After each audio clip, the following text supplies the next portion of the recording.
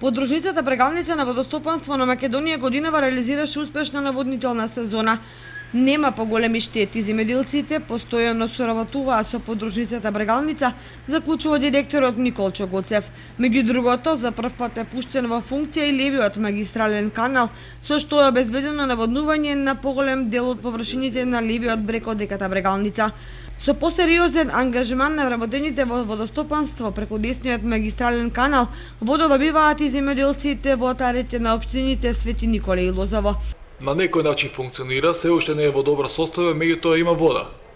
Сепак е некој почеток, позитивен почеток за сите се радосни, добро прифатливи и се надеваме дека ќе продолжиме со ова темпо да дојде до крајниот потрошувач на левиот канал.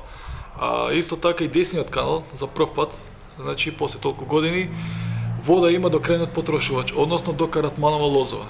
Нема прекинато ниту еден ден без вода цела сезона, што не се случило до сега. Со домакинско користење на акумулираните количества вода, заштедени се големи резерви за наредната наводнителна сезона. Во меѓувреме, подружницата Брегалница на водостопанство на Македонија работеше на склучување договори со водокорисниците за регулирање на меѓусебните односи.